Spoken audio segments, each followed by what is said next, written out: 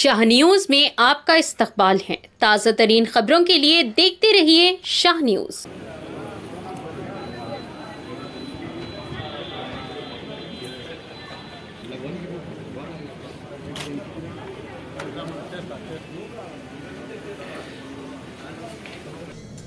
గత 2 పర్యాయాలు 10 సంవత్సరాల టీఆర్ఎస్ బీఆర్ఎస్ పరిపాలనలో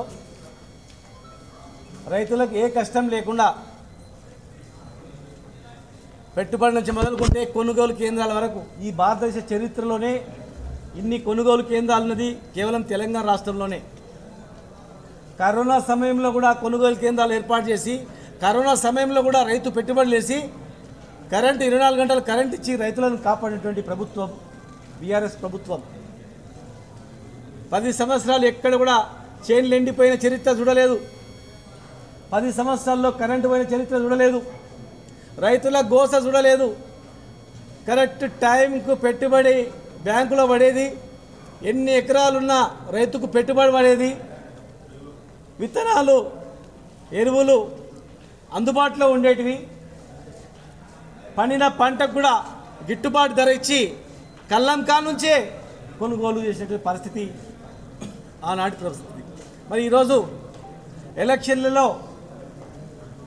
మరి ఇచ్చినటువంటి హామీలు తెలంగాణ మొత్తం రైతుల మీద ఆధారపడే ప్రభుత్వం కనుక ప్రజలందరూ కూడా రైతాంగమే కనుక మరి ఈ రైతులందరూ కూడా ఈ బీఆర్ఎస్ కేసీఆర్ గారి కన్నా ఇంకా ఎక్కువ చేస్తారు.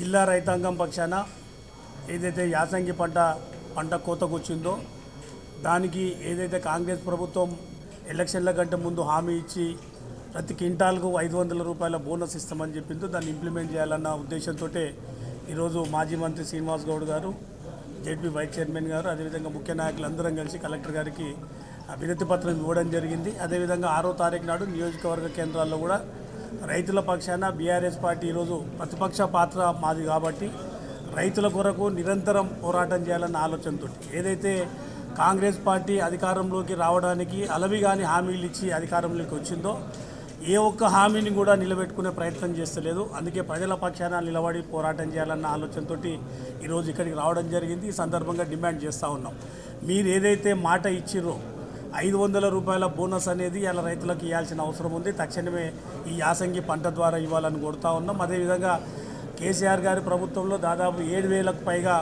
కొనుగోలు కేంద్రాలు ఏదైతే పెట్టామో ఆ కొనుగోలు సెంటర్లు కూడా ఇమ్మీడియట్గా స్టార్ట్ చేయాలని కోరుతూ ఉన్నాం. ఈ ప్రభుత్వాన్ని చూస్తే అర్థమవుతూ ఉంది.